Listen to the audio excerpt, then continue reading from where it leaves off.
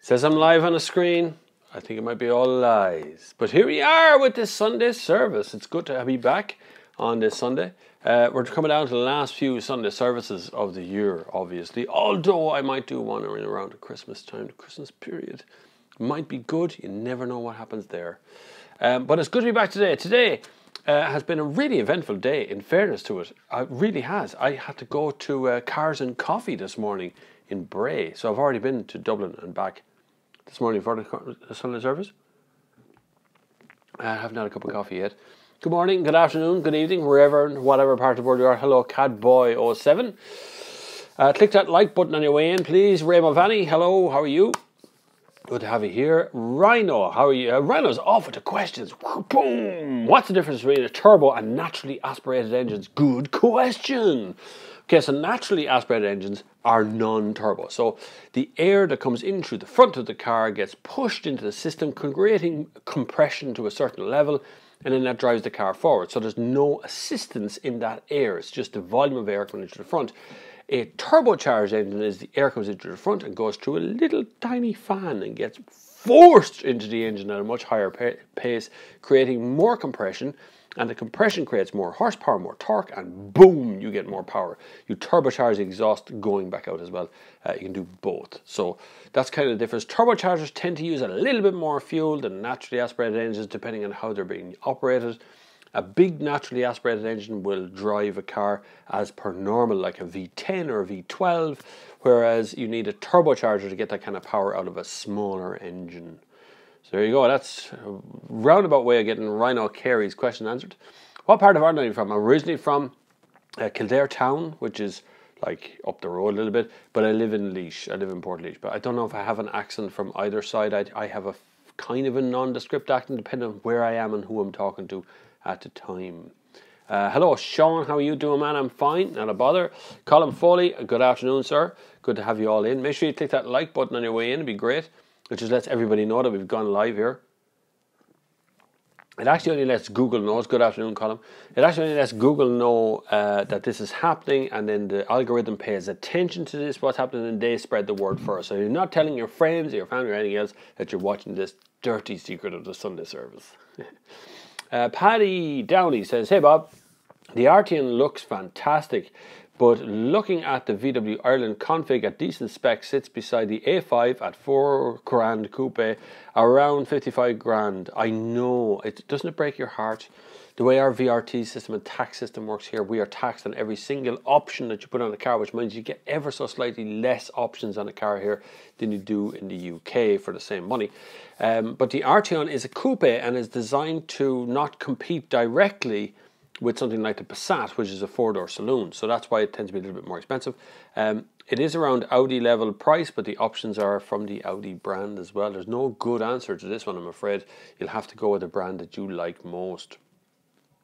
Rhino, do you have children? Yes, I have 2 children who are currently playing like lunatics. I was born in Mullingar, County Westmeath in Ireland. Very good. I was in Mullingar 2 weeks ago, I think. Mullingar is a thriving little Midlands town, just outside of, well, not just outside, but it's outside Galway. Bob, what do you think about the Jetta 2-litre TDI DSG? Very good, Prince. Happy to meet you, Your Highness. Very good. I don't know about the Jetta. Now, the Jetta wouldn't be my car really of choice. I do like Volkswagen cars generally, but the Jetta would be, to me, it is a Golf with a boot. Even though they've tried their best to shake that kind of branding off, it still is to some degree, but although it's held as a kind of a premium car in the US. But the 2-litre DSG TDI, perfect combination. It is, as always, a perfect combination. I do have a bit of a cold, so I do apologise if I have to sniffle in the middle of this.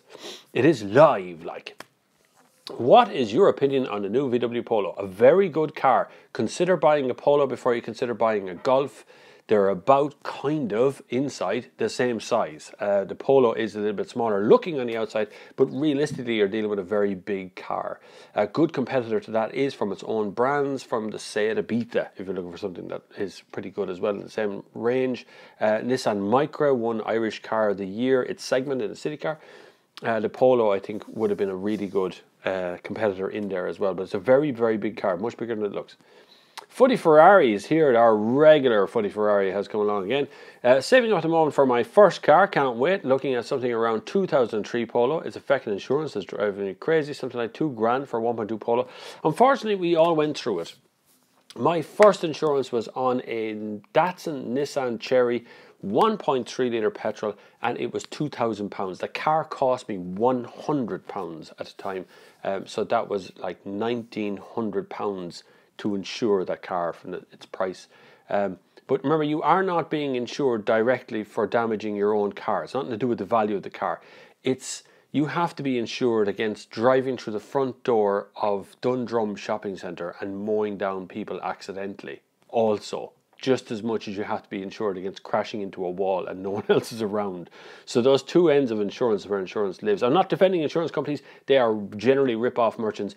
They are genuinely, all these years, we have to take insurance. It is the law in this Ireland, but yet there's no regulation over the price of the thing over here whatsoever. So it's a ridiculous day. My God, a lot of you joined there, guys. Everybody hit the like button. Thanks very much. Hello, William Gallagher. Thank you very much. Smithy, Bob, great meeting you this morning. Got CLK watched. There's Smithy. I was at the Bray Cars and Coffee this morning, and Smithy invited me to come along to that today. So it was great. It was good crack today as well. Great bits of metal up there today. Smithy has a lovely CLK convertible up there, which I quite like the look of. But I bought the Range Rover Velar. Another journalist called Ian brought along the Alfa Romeo Giulia Veloce. We had M5s, there was M3s, there was all kinds of metal there today. I'll have some pictures on my Instagram if you want to follow me on Instagram.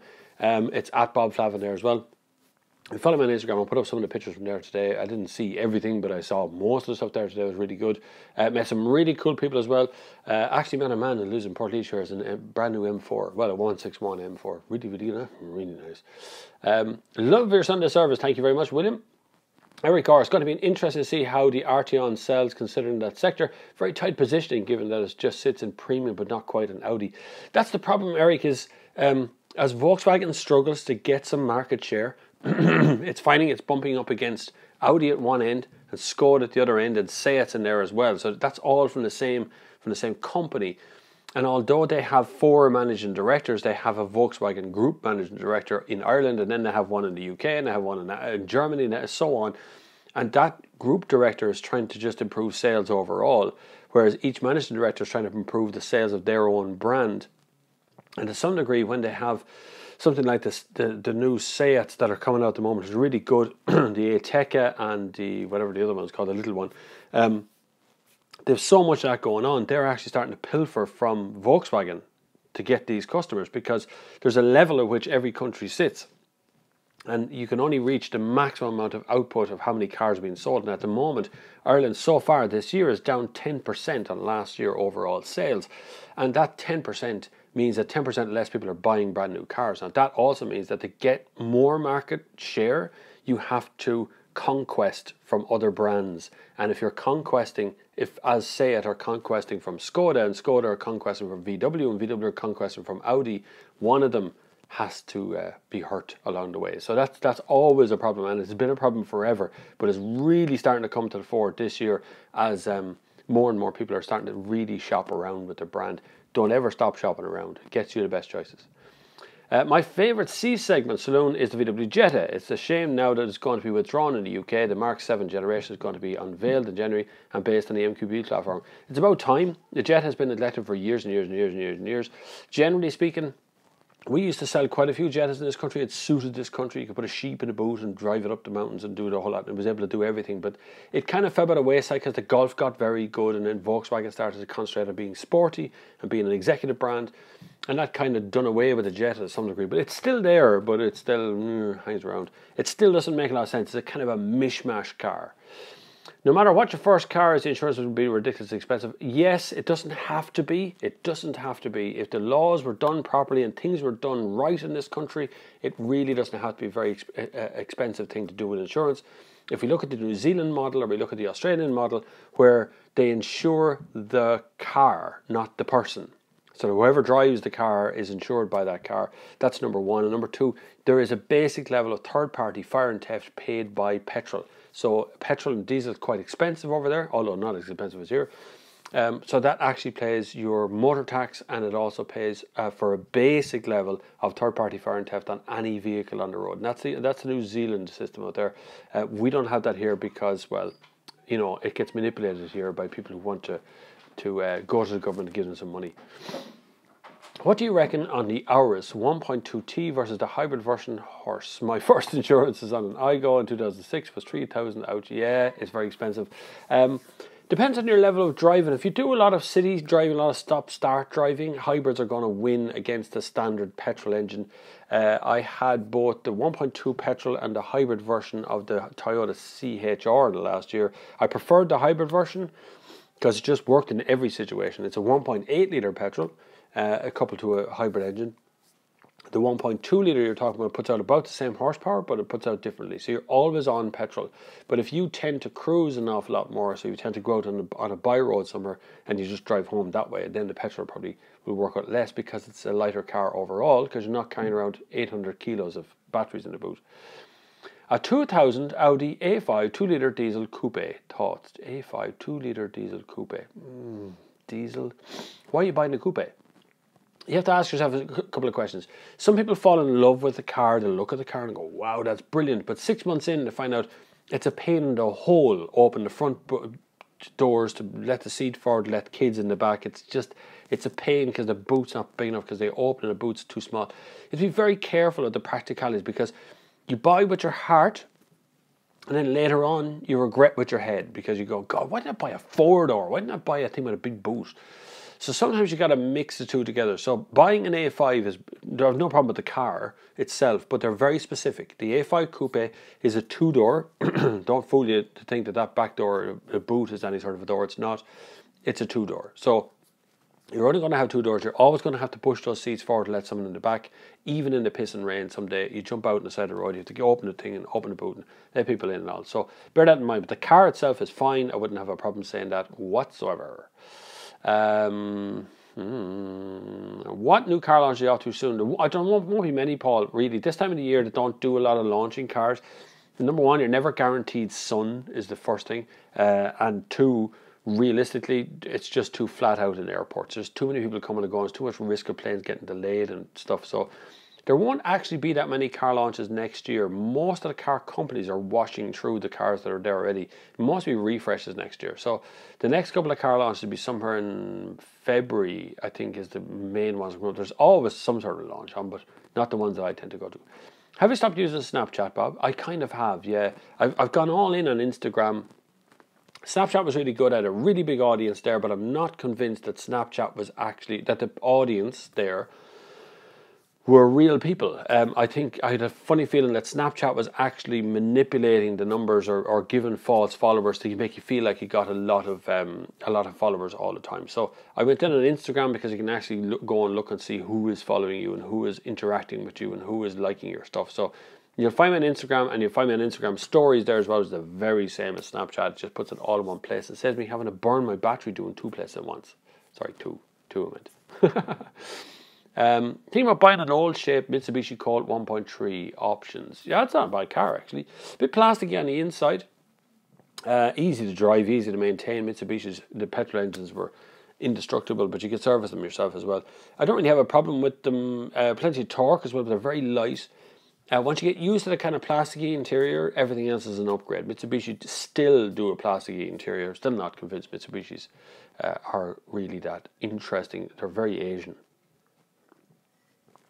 But I have no problem with that. Easy overclock that car as well. Tony S. Bob, I saw a Mercedes C43 Coupe recently, bi-turbo 3 litre. I understand looking and sleek, but what are the competitors in BMW or Audi, Volkswagen, etc.? Tony, there's not a lot. C43 is a funny one. Mercedes are still doggedly rear-wheel drive. Thanks be to God, they're not gone 4-wheel drive. But a C43 is kind of a hard one to compete against. You are kind of looking at the BMW M series cars. You could go maybe M4. Even that doesn't quite work out. Audi would be S-Line or RS, which would be the ones that they'd be doing, the faster ones of the group. You could go for S and S6 or something similar to that. There's not a lot of competition. Mercedes have a unique place. You start looking at Mercedes price list, it's quite long, and it's long because there's millions of different combinations of cars you can have in them. So it's definitely worth looking at. The Mercedes one is a good car as well. Anyone else experienced connection problems with Apple CarPlay? I found nothing less than an original Apple Lightning connector will do. Cheapo wired connectors give you problems. I have not had a problem with Apple CarPlay. In all the cars I've been in, I found Apple CarPlay to be the most reliable. Siri is the dumbest bag of hammers I have ever had to talk to in my entire existence, and the mics can often play an awful havoc with Siri. The latest update of Siri has, in some cases, knocked out the ability to even use the microphone. It says I can't hear you for some reason. But generally speaking, Apple CarPlay has given me no problems. I have always used the Apple cable. I don't mean not a fancy cable, just the one that came with the phone to plug into it. And I've never really had a problem with it. Where else have I had a problem with Apple CarPlay? I must have had a problem with Apple CarPlay at some point. No, other than Siri being a dumb as nuts, that's the only one. Andrew asks, all right, Bob, have you found people who act a bit jealously when you bring home gorgeous cars? Just curious, can you? Yeah, absolutely. You can see it sometimes. Like I'm driving a Range Rover Velar this week, right? And I had a 4 Series earlier on in the week. Now, some of the guys outside of the kids' school and stuff, I get funny looks, right? That's you get that a lot. But I think a lot of them have copped on, or some of them actually watch some of the videos, or they've copped on who I am. My neighbours understand who I am, so that's okay. I can live with that. The people who don't know who I am are the ones who assume I've cut them off in traffic because I'm driving a Range Rover, or they see me driving on the road, they look at the car, they look in the window and they're going, oh, lucky. Yeah, so you do get some reactions, all right, yeah, but I remind everybody that it's not my car, it's going back where it came from. Hey Bob, how's it going? I'm going fine, John. Just on a side note, I see a lot of you now suddenly follow me on Instagram. That's cool. I am on Instagram. It's at Bob Flavin on Instagram. You can follow me there. You'll see the stories and you'll see the pictures. I do spend quite a bit of time putting the pictures. I'll put up the pictures from this morning, cars and coffees. Not great pictures, just pictures from my phone. I'll put them on Instagram this afternoon when I get a chance. You can also support me on Patreon, so patreon.com / the next gear. You find there's a link down below for Patreon as well if you want. You can do it through PayPal. It's paypal.com / Bob Flavin. If you want to do it that way as well, you can also support in them directions. Or even right here on YouTube, for the last few weeks, people have been doing this as well. There is Super Chat. You can click on the Super Chat icon, which is a little kind of a dollar symbol down the bottom. You click on that and you can donate a little money, and everybody sees how much you donate right here on YouTube if you wish. So don't forget to click the like button though, that's the important part. I'll always keep the videos free. I'm not going to start charging people for videos, so don't worry about it. I'll always keep the videos free. Damien asks, 2013 Range Rover 3-litre diesel. Good car. Not Range Rover Sport, Range Rover Evoque. Range Rover Sport's a weird looking car. I got overtaken by one this morning. Very thirsty car as well. No problem myself with the car, but please check the electronics and make sure you check that suspension, because the suspension is you did say Discovery Sport. That suspension is a bit finicky. Even I had the Land Rover Discovery a couple of weeks ago and I got a suspension fault on that one. So the Range Rover Velar has been indestructible all week, no problem. It has had no errors whatsoever with that, so it seems to be hit and miss. Murphy says Discovery Sport. Fair play. Did you see the floods in Mount Mellick? I didn't see them, but I saw them on the television. Yeah, I was asked to do. I forgot. I couldn't go to everything today. I was trying to go and do a 5K to raise some money for funds in Mount Mellick this morning, and I ended up doing the cars and coffee. And then last night I was at the parade, at the march against the closure of Portlaoise Hospital. So I was kind of everywhere for the last 2 days. Desburn, do you think VW will upgrade the current Beetle to MQB platform? I love my girlie. Beetle and sad rumours they might discontinue due to Dieselgate profit pressure. I think they will discontinue. I think they'll put in. I have a feeling, this is totally unsubstantiated, I've not heard this from anywhere in VW. I have a feeling there's going to be an electric Beetle, will be the next thing that'll come out. An all electric version of it will come out. Probably it'll be announced somewhere in the middle of next year, I bet you. And that's just, I'm just guessing. I think the way for VW to get into electric and get away from diesel, don't mention diesel, is through their quirkier end of cars. Instead of going after a Golf E, which they've already done, I think it'd be better if they went to the quirky cars, went, this is our electric model, this is another electric model, and guess what? There's a Golf one as well. Sorry I fell behind on some of the questions. Oh my God. Like your Instagram stuff. Feeds are great. Also share your hatred of Facebook. It's a pile of shite. It is absolutely, yes. Don't go near Facebook. Facebook is a road to depression. I'm telling you. You watch Facebook long enough and if I started posting everything on Facebook that I do, you'd see pictures of cars and airports and airplanes and travel and hotels and all this stuff. And you go, God, that guy's got a great lifestyle. Because I'm only showing you the great lifestyle. Instagram shows you just great pictures. It could be pictures of anything. It could be pictures of my face, or it could be pictures of a car, pictures of a wall, or whatever takes my interest. That's what Instagram is about. So it's not about rubbing your nose at where Facebook is. Facebook is a vile hole. You know that it's just a horrible place. Just stay out of Facebook as much as you possibly can. I only keep Messenger on my phone now, and that's because my brothers message me using Messenger. I'm in groups and things. I'm trying to get them to use WhatsApp, but they're very old. Do you think the Polo is a good choice for first car? Other options, Fiesta, Corsa, Fabia, thoughts? I would go Fabia from that list, just because I have a thing about Skoda. I think they just make those little, small, tiny changes that make them stand out a bit more. Fiesta outside looks great. Inside looks really tired, really old. And same for most Fords. I had what did I have the other week there? A Kuga. It felt very ancient inside. Nice car. Funny steering, but it was a nice car. But I would, out of that kind of list, I would definitely look at Fabia. Polo is a really nice car. I've yet to drive a Polo in Ireland. I have only driven it somewhere in Germany. I forget where. Berlin, I think. I don't use Bluetooth, but hold phone in hand when driving the Range Rover to fit it in with other owners. I'm sure you're just having enough there now. Just keep your hands off your phone. It's worth 3 penalty points these days. I find when I plug in my phone, the Apple Carplay takes over. You don't need to hook up the Bluetooth, it's fine. Usually with Apple Carplay's spec, obviously. Andy says, hi Bob, London, I've stopped speaking English. Love the Sunday service. Are there any plans to do any more vlogs, I think you mean. They were rather goodish.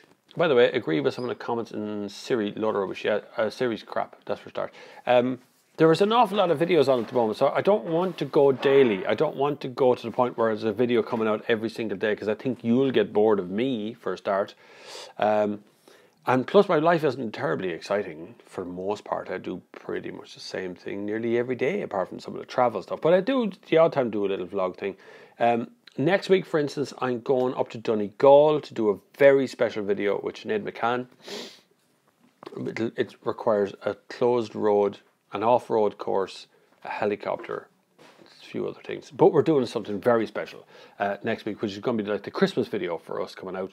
And that should be really good. I'll vlog bits of that, or definitely put on Instagram stories. I think the day of vlogs is kind of dying off a little bit as it becomes polluted out there with the amount of vlogs that people see.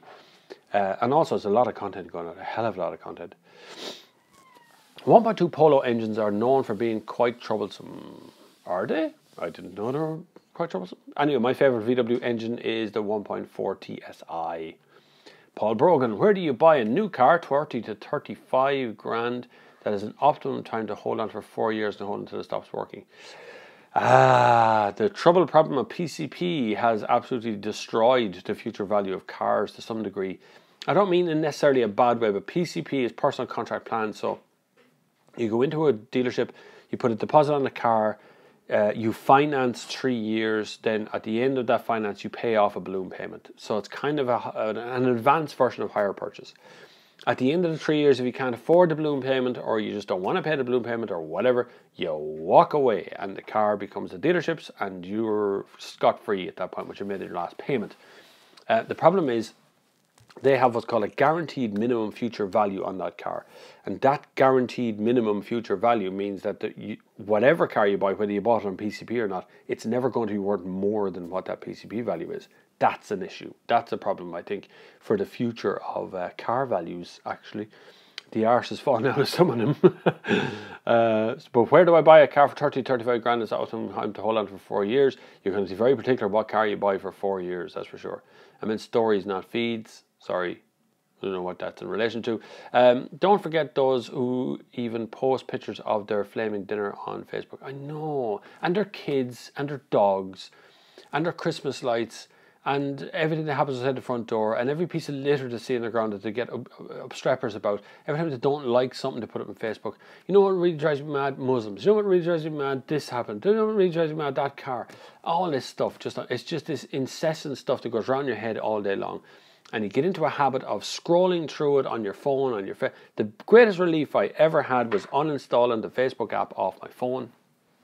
If I could, if my brothers would move over to WhatsApp, I would delete my Facebook account entirely. And just turn it into a business account, just turn it to the Next Gear. There is the Next Gear page on Facebook. It's hooked into my Instagram account. I don't really answer any questions there. So bear in mind that I am on Facebook, but I'm not really on Facebook. I can't remember the last time I checked it. Last week sometime. So yes, Facebook has turned into something that is really, really bad for the brain. So us lads, girls, everyone should stick together, keep our heads together, and just keep going. YouTube is a safer place to be, particularly now at the moment.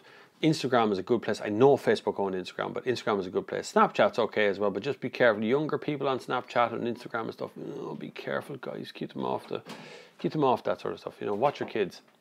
I've stopped watching a new Top Gear. There was a new Top Gear? I've never had such a least amount of interest in a car in all my life. Found LeBlanc and Co. to be boring and lacking that magic that Clarkson, May and Hammond had. The Grand Tour is back on December 8th. Thoughts? I'm looking forward to the Grand Tour coming back because they will have learned what we don't like from the first series. For instance, I really didn't like the guy, the celebrity person coming in and dying every time. I thought that was funny the first week. Second week, I thought, God, why are they still doing it? And it just went on in every episode. It was stupid. There was a lot wrong with the first series, but they had an enormous budget and they did whatever they could to spend, which was kind of good. The second series will settle down a little bit. I suppose that's going to happen, and we'll see a better time. I didn't even know there was a new BBC Top Gear after coming back on again. And I know the two lads. I don't know Matt LeBlanc, but I know the other two lads off Top Gear. And I haven't spoken to them since we've been on Top Gear, in fairness to them, but they're nice guys. But it's the death knell. Top Gear for a presenter is the end of their career if it goes wrong. Because you'll be brought in, they'll try and make you do whatever you have to do, and then when it fails, it'll all fall apart. The reason Top Gear existed, and I am a Top Gear nut, don't ever think for a second I'm not a fan. I watched every episode at least twice, maybe more. The reason it succeeded was because of the crack the three lads had together, the bit of fun they had talking to one another and being in each other's companies and rubbing each other up the wrong way, that sort of stuff. That's what made the show really, really good. Forcing three guys who don't know each other to do the same thing is nearly impossible. Nearly impossible. So, and everyone's afraid to upset each other these days, and Clarkson was never afraid. Neither was May or Hammond were afraid to upset anybody. They just went in and with all fists blazing. That's exactly what they need. So I'd be happy to consult on Top Gear, but no one's ever asked me. I'd be happy to tell them where they've gone wrong. I could tell you what season things happened on and what year it was. I literally watched I watched a 2002 one the other day, which is, I still laughed, and I knew exactly what was going to happen. I still ended up laughing at it. So you're right, Footy Ferrari. The new Top Gear is lackluster, to say the least. The last series was the best one, but I think it's ever going to get any better. Hi Bob, did you get your oven sorted? I certainly did, and I fixed it myself, which was also on an Instagram story, which I did for the crack. I fixed my own oven. I went up to a place in Dublin that does plumbing supplies, and I bought, electrical supplies. I think it's called partsexpress.ie or something. Anyway, little rubbish looking shop, and he had exactly the part I was after. I came down here, I fitted it. I still need another part. There's a fan control system in there that isn't working properly. It's not shutting off. So it's a tiny little white switch in the back of it. It's a thermostat control. It's very easy to switch out, but it's like £20 or something. So I'm not buying that yet. It's not broke, but it is fixed. Thanks for asking, Derek. You're all very good for remembering. Thanks, Sean. Thought the Vw blades were reliable, but I suppose there's always exceptions. There's always exceptions to everything, so there is no particularly reliable brand out there anymore these days. Andy McAfee. What do other drivers do that annoys you the most on the roads, like people on phones not indicating inability to understand the concept of roundabouts? All of those, Andy, would be part of it. The one really bit that annoys me on motorways or on 3-lane motorways is middle lane hoggers. It's the stupidest thing. And I saw it this morning. It goes on so much between Naas and Dublin and on the M50. People just a stream, like 8 or 9 cars long. They're all in the middle lane and there's absolutely nothing in lane 1. That really bothers me because I want to be in lane 1. But then I have to undertake them if I want to stay in lane 1. Or I have to go across 2 lanes to go around them. It just makes no sense. Being on the phone, particularly holding the phone in your hand, is definitely the wrong thing to do. You shouldn't, don't engage in it. You really shouldn't answer your phone. I try these days to make a point of not answering my phone at all while driving, even though I have Bluetooth, Apple CarPlay, all these things, all these stuff attached. I try not to get into a conversation because scientifically it's proven that it distracts you even when you're not holding the phone. It's still a distraction. But the major thing at this time of the year, and I don't like to go down this dark route, but the major thing at this time of the year is never ever drink and drive. Get the drink away from the driving. You should be responsible. You are the captain of that ship on the road. You are in charge. You have that steering wheel in your hand. You are responsible for the actions you take behind that wheel. If you make the wrong decision, if you decide you're okay and you go out and you hit someone and you hurt them, you injure them or you kill them, you will forever have to live with the decision, if I didn't drink, that might not have happened. And that's the thing. It's the might that will kill you later on. And the same applies for drugs. It's a dirty subject in Ireland. No one wants to talk about drugs, but people take drugs. We have a massive cocaine problem in this country, probably heroin problem in this country, marijuana. Things that slow your brain are not things you should take while you're driving. And that includes alcohol being the biggest problem of drugs in this country. So as much as you possibly can, stay away from alcohol. I prefer to see a 0. I see a thing up on the screen there, but so why is a 0.8 alcohol limit in the UK? It should be 0. There should be no tolerance for it whatsoever. You will be slowed down by driving. There should be really no excuse these days. It's 2017. We've any means of other millions of different kinds of transports that could be involved. Taxis, buses, group buses, whatever it takes to get you from where you are to your house safely. And no matter what happens, you are not the problem. So sorry for dragging us all down that route, but it's one of the biggest bugbears I have is drink driving in a massive way. People who go out for a few pints, they go out for 1 because they're allowed 0.8 of an alcohol limit. They go out and think 1 is okay. They have the 1, and then some guy goes, sure, look, you might as well have 2. You'd be grand, no problem. And then suddenly you're having the crack, this Irish thing of having the crack, and you're 3 pints in, you go, fuck, I better go home. You get behind the wheel of a car, and it's too late, lads, too late.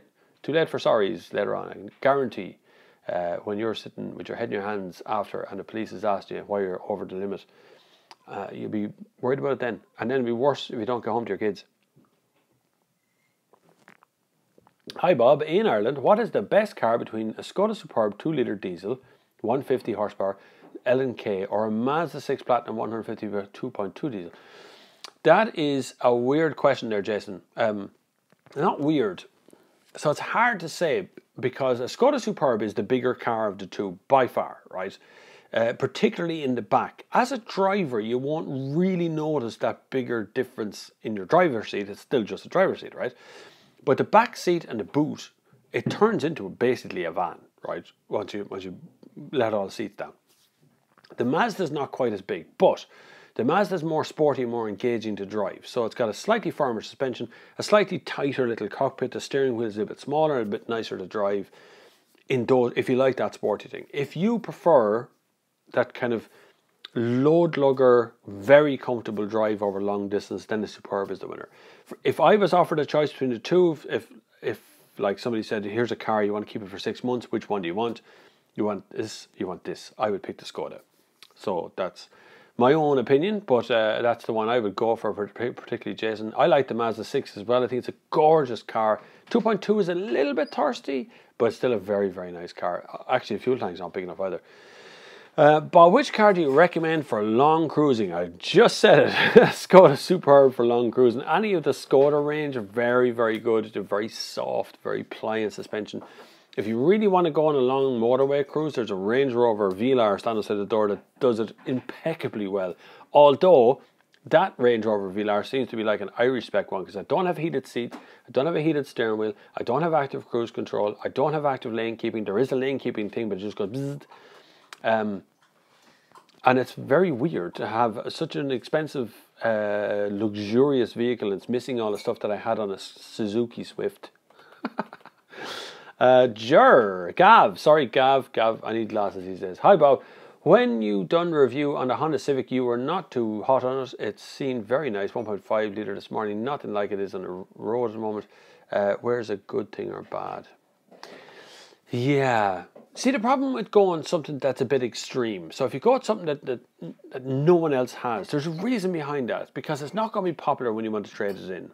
Right? Now, Hondas are always popular, don't get me wrong, and the 1.5 is an interesting engine. It's kind of a cruisy engine. The far better engine is the 1 litre, much, much better, right? There's no diesel option.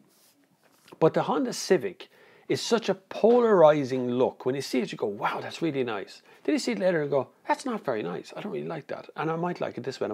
It's the polarizing part that makes it an unpopular choice. It makes it you have to make a rational decision to buy the thing, and you have to really sit down and look at all the numbers. It will go forever.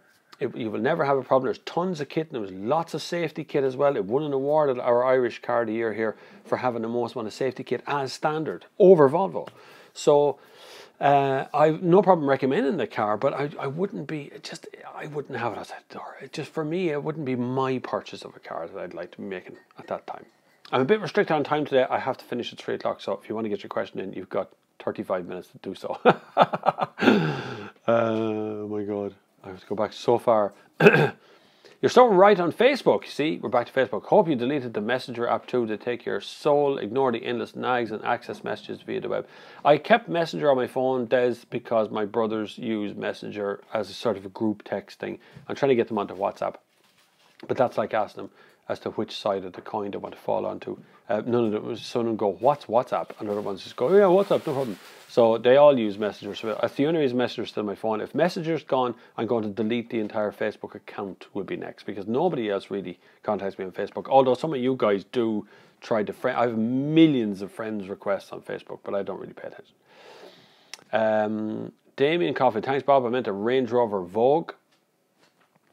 Range Rover Vogue, yes, buy that. That's fine. My all-time favourite car, Range Rover Vogue. I'm very happy with that one, all right. In the US, Bob, you can pass on any lane, chaos by times. I know, I've driven in the US, and God love us, you just all seem to have your own lane, and you all just pay attention to what's going on. You can just do this skippy stuff back and forward. Over here, you can't undertake, you have to overtake. But what is an undertake? You're undertaking to get by the person so you can pull out in front of them and go on faster than they are. I don't know. It doesn't really stand up here. If the speed limit is 100 and everyone's doing 90 in the middle lane, just go up the outside lane. Bob, so why is the 0.8? Oh, we did that one. Mobile usage while driving and getting out of control, seeing it more and more every day. Yes, because we are more and more phoning each other every day and more text. I see a lot of people, and this is the bane of my life, when you see them driving towards you, they're coming straight at you, but they're driving like that, and they're looking at their hand as they're driving along. They're going, oh yeah, Facebook. They're tweeting, they're sending something. That's really aggravating. Don't do that. Put the phone down. Whatever it is you want to do, you can definitely do it after all that's done. Okay. So just relax. Get the phone out of your hand and keep it out of your hand. Wow, I'm following me. There's a lot of questions now. Don't forget to click the like button. Click that like button at the top there, little thumbs up yoke, because it tells YouTube that this is happening. Should I be excited about the new Hyundai i30 Sportback? You mean Fastback? Excited? No. I was with Hyundai the other day. We had lunch in, what was the name of that place? Patrick Goulgard? I don't know how to pronounce that thing. It's a Michelin star restaurant in Dublin. It's really nice, really good, lovely food. And they brought one Fastback, which just came from the docks that day. Really nice, looks really good. It is coming in a 1 litre petrol only. It looks the part. I wouldn't be disappointed with it, but it's still a Hyundai. So I don't know about get excited about it, Sean. I don't know, but you could definitely wait and see what it looks like in 2018. I'll be driving out when it comes out. There's only one in the country at the moment, and there is a picture on my Instagram of that actual car, the one and only Fastback in the country. Out of curiosity, what was your first job Was it car related? Also, did you ever work in car sales? I did work in car sales briefly. I didn't particularly like it. It was a different time back then. It was years and years and years ago. It's very different now. I was probably the first car salesperson in the entire plan to make a cup of coffee for the people and sit down and have a chat to them and just do nice instead of trying to sell them a car. But my first job was delivering post at night time in a truck all over Ireland. There was no UPS, as you know them now, or DHL. There was SDS, Special Delivery Service, which was a special branch of An Post, the post office. And we used to collect post in Connolly Station and deliver it all the way across Ireland to a place called Boyle in County Roscommon. And it was overnight. I didn't really finish work about 4 o'clock in the morning. I was 15 years old or something. I did it 3 nights a week for a tenner a night. I think it was a tenner a night. And it was a lot of money at the time. And that was my first job. It was great. Car sales, I'd probably be fine at car sales now, but back then it was really cutthroat stuff. Just get them in, get them out, sell them a car. These days it's a little bit slower, a little bit nicer. Colin Foley, thank you very much. Just hit my Patreon and pledged some money. You're very good, Colin. Thank you very much. Patreon.com/the next gear. PayPal.com/Bob Flavin. You will find me in either one of those two if you want to pledge some money or put some money towards this. There is also Super Chat right here on YouTube. You just click on the little dollar icon at the bottom of this and you can donate money that way, which is like a once-off payment, and that's the end of it. But thank you very much, Colin. You're very, very good. There's another person has given me money, and I can't, your email address doesn't work. You've given me lots of money, a lot of money, by PayPal. You've made 2 donations and you're very kind. I've tried to email you back in both times and it's at iol.ie is the end of your email address, but it doesn't work. So it always bounces. So I can't get in touch with you to thank you directly. But I'll thank you. I'm sure you're here today. Thank you very much. Would it be on a par with a Corolla? What would, Sean? Sorry, I get disconnected between the 2 questions. If there's 2 questions, ask the first question again and add it to the second question because it's really hard.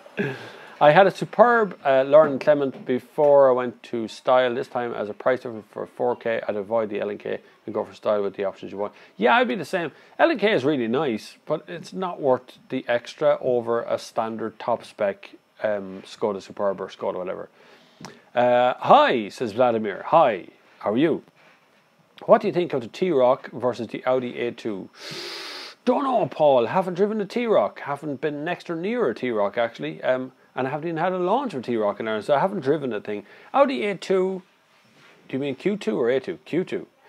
Audi Q2 is really nice. I really enjoyed that. There's a series of videos. I did 7 days with the Audi Q2 on my channel. If you look at them, you get different perspectives on the exterior, interior, driving dynamics, all that sort of stuff over a 7-day period. That's not a sponsored video, by the way. Audi did not sponsor that. They didn't even know I was doing that. And I met the marketing manager, Arthur Richards, and he says, "This is a good idea. You should have told us. I would have done something about it. 7 days, like a lot." But I would be a fan of the Audi Q2. I think it's a really, really nice car, particularly in a 1.4 TSI engine. I can't comment on T-Roc because I have not been in it. Patrick Hanley, hi Bob, you mentioned last week that you are finding the Ford Kuga 4x4 dull in the 2-litre. Is the 2-wheel drive any better? Not really, no. It probably would be nicer, more economical, and probably give you a little bit more torque, because torque is always turned down by 4-wheel drivers to spread the power out between the 4 wheels. I don't know whether it'd be much of a difference. There's a funny bit with the steering wheel as well in a Kuga. It doesn't feel connected to much, and it's a funny car. It's so weird. It's like a mishmash of 5 or 6 cars, Patrick, to be honest with you. If you're into Ford, you probably will like the Kuga, but you kind of have to be a Ford fan, and I think that's who Ford make cars for, really. Vladimir, hi, sorry, second try. Hi, I just bought, oh hi, and I hit return. Is that what the first try was? Hi, return. And it's sent. I just bought a Ford Focus 2006 model 1.8 TDCi. What do you think? Personally, I like it. Hopefully it'll be reliable. It will be reliable. 1.8 TDCi is probably one of the nicest engines they made. The smoothest torque band of all the engines. Really good. Ford Focus, that was probably the last of the good Ford Focuses. It got a bit funny after that. Now the current one is really good, but the previous model was a little bit woolly here and there. So the 2006 was a good engine. So you bought the right car. Congratulations, Vladimir. Well done. What is the actual advantage of body on frame over unibody or off-road currently? Let's say the LX560 JS with unibody developed structural damage over time. My God, that is one complicated question.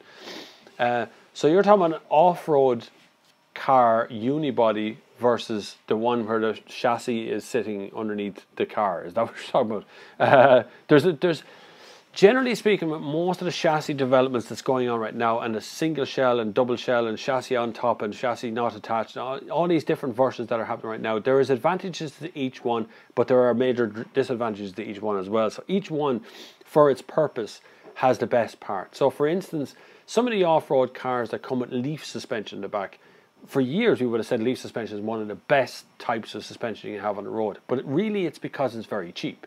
It's cheap and it's easy to replace.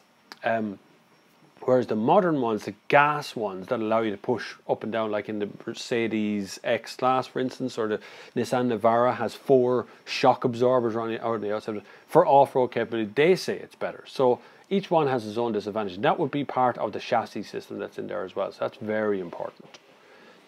Wow, I have a long way to go back. Hang on. Hans says, "Hi Bob, may I know which has better interior volume between the HR-V and T-Roc? Which is better to drive? Thanks advice. I haven't driven the T-Roc. HR-V is actually quite a nice car inside, but it is a Honda, which means it'll be a Japanese feel. So to think of a Japanese versus a German car is actually quite difficult. Very Japanesey interior in the HR-V. T-Roc is definitely going to be a big car inside, without a shadow of a doubt, because it's Volkswagen, and that's what Volkswagen do. Look at the Polo, for instance. It's a gigantic yoke inside. So it's going to be probably bigger inside. The Honda tends to have a little bit more sporty driving feel to it, though, than the Volkswagen will have. Jamie Flying says, "Hey Bob." Hi Jamie. Have you heard about the €7,000 grant for electric taxis coming in February? I have. And I don't agree with these tax relief things going on currently with electric cars. I know it's great to get people into cars, but to give them €7,000 would be much more beneficial. Can you imagine, instead of getting a tax relief on the car, that you paid full price of the car, and then the government gives you €7,000 grant to get your electric charge point in and a battery power wall or solar panels on your roof? Wouldn't that be smarter now? Just think about that for a second. Instead of this £7,000 relief, somewhere imaginary number that comes off your car. But yes, I have heard that. It's been around for a long time. 3 to 5 grand or something goes to standard homeowners for, or not homeowners, but standard buyers of electric cars anyway. So like the price you quote and say Nissan Leaf from 25 grand. Nissan Leaf is actually from 30 grand, but they give you a 5 grand discount, which is absorbed into the system. Bob, which car is better to drive, Mondeo Mark V or the new Insignia? Mark V Mondeo. New Insignia is a bit woolly down the back. I mean, really woolly down the back. It's like driving on lamb's wool down the back, actually. I'm picking one up next week. Sorry, Opel. Yeah, very woolly down the back. Very, very bouncy on the road. Mark V Mondeo is actually, I don't know why we drove anything else for years. Mark V Mondeo is a really good car. You know that video with the Skoda Superb in the USA? How did you get that Skoda over there? How did you go about making it? That's a really good question. That came about from I went over to America to test drive some BMWs in Texas, Austin in Texas. And Skoda phoned me and said, while you're in America, would you go up to Washington and have a look at this Skoda? And I asked that exact same question as to how in the name of God did you get the Skoda over to America for me to drive? But actually the story behind it was, I even mentioned it, I said there's diplomatic plates on it. An Irish diplomat, bought a brand new Skoda Octavia in Ireland and then got a job in Washington as an Irish diplomat. And instead of buying another car, brought the Skoda Octavia there, registered it with Washington. And so it was the only Skoda Octavia over there. So while I was in America, Skoda said, would you want to test the Skoda Octavia in America while you're there? It's an Irish one. And I just thought, yeah, that's brilliant. And so Skoda sent a really wonderful friend of mine called Kevin. He was sent over to America with a representative from Skoda to help me make that video in Washington. But never once said what I had or didn't have to say. It literally just sent a cameraman. Kevin, I'm working with Kevin next week. I work with Kevin quite regularly. Work with him again next week on another video. So that was a really cool kind of week. I was going to America for like 3 days, and then I ended up in America for 5 days, flying back on totally different flights and going through Dallas, Texas. It was real adventure stuff. Unfortunately, it was before I ever even thought about doing vlogs. It's ironic with the differences in personal information mining between Facebook and WhatsApp. Then Facebook owns the latter now. I know the problem is Facebook just gobbled because it's so big. People build apps now with the view of selling the thing to Facebook, you know, or to YouTube or to Google or to whoever. And that leaves us in this terrible situation. Somebody donated money there. I didn't see your name come up on the screen. I do apologise, but I see a super chat has been donated. Thank you very, very much. I will find your name. There you go. Mandy McAfee. Thank you very, very much, Andy McAfee, who has donated £2 to the Sunday Service collection plate. Pass it on. Very good. We'll pass along the collection plate around the place, Andy. You're very good. Thank you very much. Yeah, so Facebook own WhatsApp. Facebook own Instagram. But I just find that Facebook, the app, the thing, the walls, I just find it's a really depressing place to be. Mainly because it's so old and it doesn't know what it is anymore. And it just shows me all these bloody ads all the time as well, which drives me up the wall. So delete Facebook app. Delete it. And anyway, it drains your battery. And it listens to you when it's not even turned on. So yeah, there you go. Good to see you tidy the table this week. I didn't actually tidy the table. We just ate everything and replaced it all with more stuff. We put up the Christmas decorations. Some Christmas decorations are hanging above my head here. There's lights and things around the edge. And we decorated. So we put up some wallpaper in the sitting room and we painted the sitting room when we were at it. So there's been a lot going on. And it just so happens that the table is clean this end, but that end looks like shit. Where are we? I've been looking for a Saab 9.3. What a car. Great car. Cabriolet. Cabriolet tend to leak, Jamie. Just I'll tell you now straight off. Older 2000 models or the 2005 onwards. If you can find a last generation Saab 9.5, which is the one where the suspension is not great in the back, that's a collector's item. The Saab 9.5 just before that, or 9.3 just before that, nearly the same car, are wonderful beasts to have. But the Cabriolet does have leaky bits along the top, just at the front windshield. You'll find a few little leaky bits here and there. Hi Bob, I priced a new 2018 electric Leaf yesterday. Seriously thinking about buying it next year. My only concern is the EV are the way forward in Ireland, or it's just another fad that's going to die out. It won't die out, I promise you. We will all at some stage in the near future own an electric vehicle. There will come a point where electric vehicles will be the only option when you're going to buy a new car, that there won't be an ICE or a petrol diesel engine out there. If there is, it'll be in some combination with electric engines. If you can make an electric car work for you in your lifestyle, particularly the new longer range ones, I would highly recommend it. I could easily replace what we do here in my Seat Leon with an electric car. If I could afford an electric Leaf now, I would have bought one and be outside the front door already. Even generation 1, because our mileage is so low. As mileage progresses, as we go to the point where we get 500 kilometers from a range of electric cars, you'll find everybody will jump on board by that. If you buy an electric Leaf next year, that'll be fine. By the time we come around, it'll be another 5-6 years. You'll have settled into it and be changing to buy a new car anyway. Colin, you are welcome to provide insightful and entertaining commentary on motoring and other issues. Keep up the good work. I certainly will. What are your thoughts on the crazy week we had, Bob, in Irish political life this week? The EU is giving us their backing on Friday in advance of Brexit talks. Well, the EU are trying to whip the UK into making a decision as to whether they're going to go, stay, new election, new this, new that, new something. At the moment, the UK doesn't know what it's doing. Theresa May certainly hasn't got a notion what's going on. I don't think she's even aware of what's really happening. Possibly at some point in the very near future, there's going to be another vote called to make the right decision, which is to stay in the EU. But it means that the UK will have to go all in on the EU. I think, if they wanted to stay at this stage. I think they have to go back. They'd have to go back to the EU and go, you know what, we'd like to stay in, and we'll have to start using euro and all that sort of stuff. So all that would have to happen as well. And I'm not sure the UK will ever be prepared to do that, to relinquish that kind of power. And that's not because there's anything wrong with the UK. It's just because the UK is a very powerful country and has always given itself power to be there. So I'm not sure what's ahead for us with Brexit. It's really good to know the EU has our back. The EU says if Ireland's not happy about a wall, if Ireland's not happy about the border controls, you're going to have to move to a better solution. And I do like that, because that was a big problem. There's definitely a big problem here in this part of the country. A lot of work now has been done in trade with the UK, but I do also believe that Ireland needs to do more with Dublin Airport.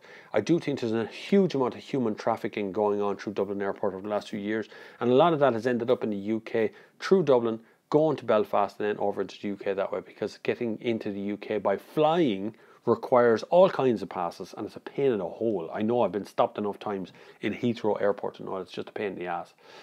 I hope it doesn't backfire on Brexit, on the UK. I hope things don't go really wrong for them, but it doesn't look very promising at the moment.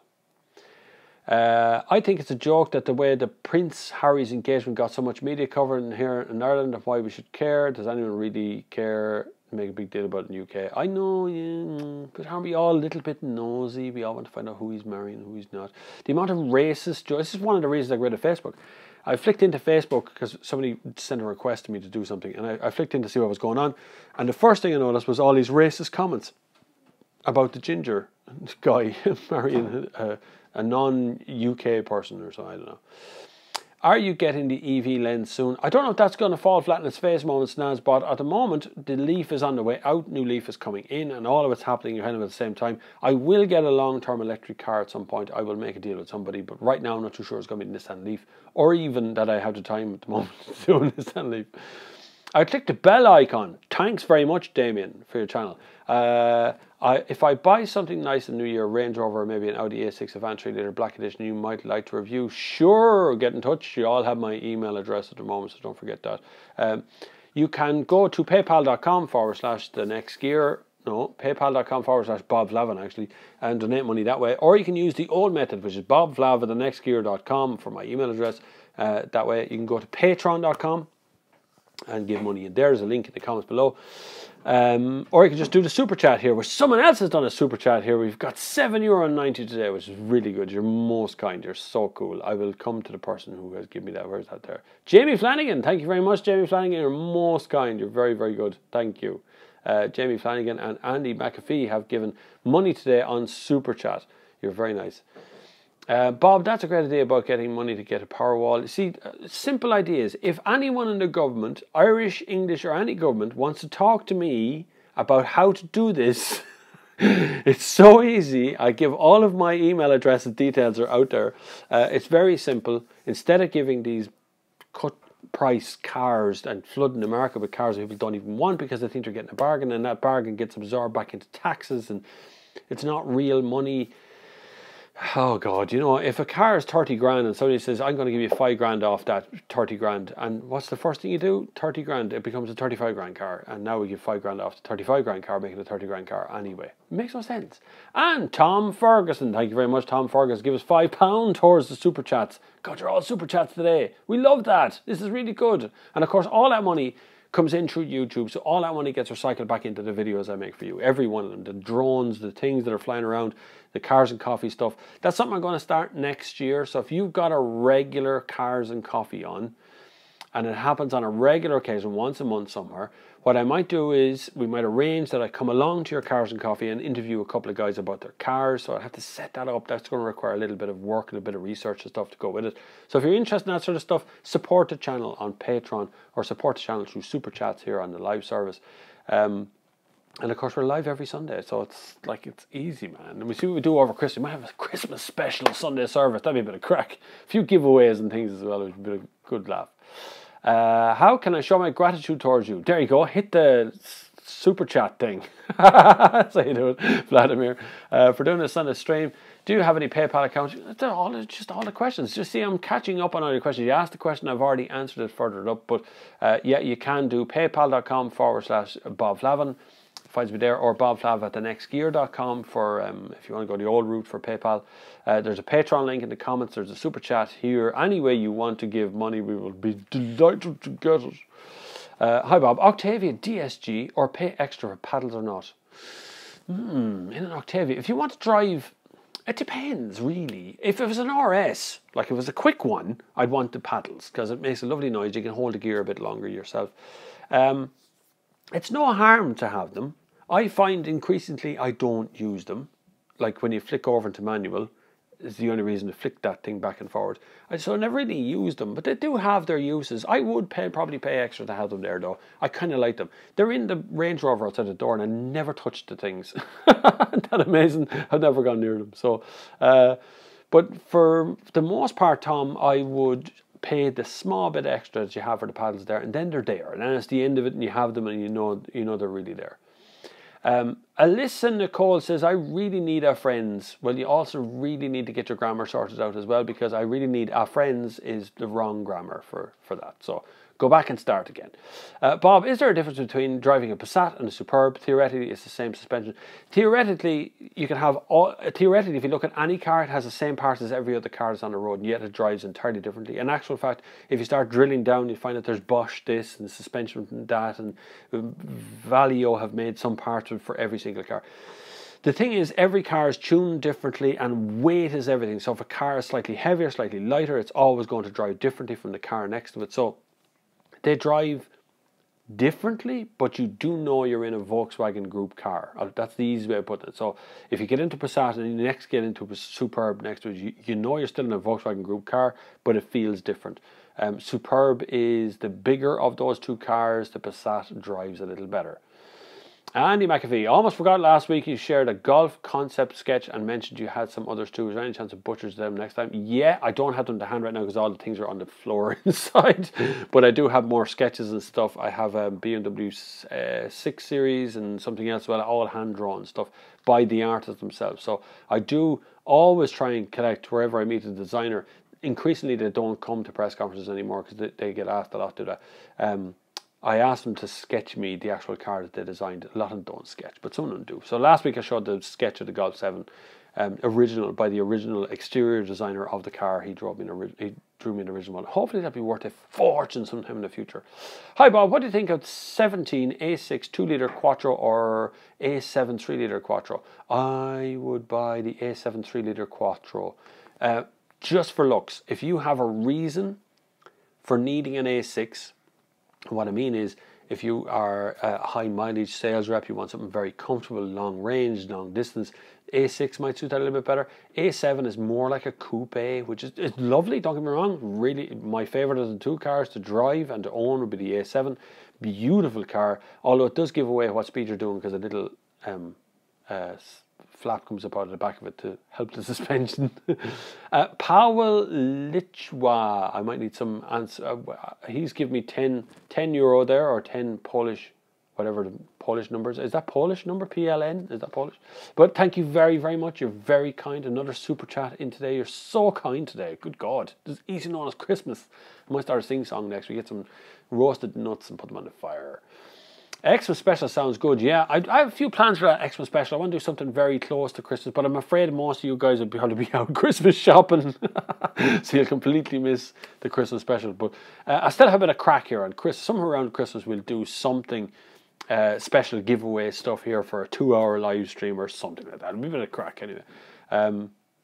Money's flowing now. Yeah, 15 euro it says on top of my screen. So that's pretty good. That's pretty good, boys. That's all right. Sooner or later, I make a living out of this thing. You want to be careful now. I want to make a living out of it. Bob, is the Mondeo Mark 5 still as good to drive as the Mark 4? Mark 5, Mark 4. No. Mark 5 is bigger, kind of, it hunkers down well, great for long distance cruise, great for kind of flying on an Autobahn and stuff. The Mark 4 was more of a lively, entertaining saloon car, one of the probably last good fun saloon cars to drive. It was of a kin of the Sierra. The rear wheel drive Sierra particularly was a great car from years ago. Anyone ever finds an old Sierra, just a standard Sierra 2-litre petrol rear wheel drive, try it. They're brilliant cars to drive. Why do manufacturers neglect to include Apple CarPlay or Android Auto? Because they can't decide, Paul, because there's MirrorLink, Android Auto, Apple CarPlay, and then their own proprietary software as well, which is Bluetooth system, which costs a bleeding fortune. That stuff costs a fortune quid. So every one of them that they put on, they have to pay a little bit of licensing fee to one of the outlet companies to put it into their car. It doesn't come as a bundle. And so it actually costs money to the car manufacturers every single time they do it. It costs a little bit of money. And so we need to kind of decide which one we're going to use. MirrorLink traditionally has been crap.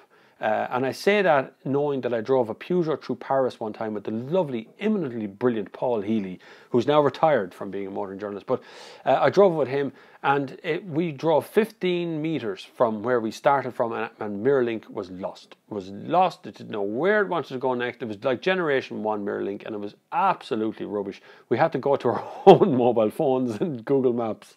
So there's drawbacks to every one, but if they could decide which one to put in, I'd be happy to just put in all three and just leave it at that, because some companies don't put it in at all. What would be your advice in regarding cameras if I wanted to start reviewing cars myself? Depends what you want. They're moving so fast. The best camera you have is the camera you have with you, is number one. Number two, buy an entry-level SLR. Don't go too mad. Spend more money on the lens than the body. The lens has much more of an effect on the quality of the shot than the body does.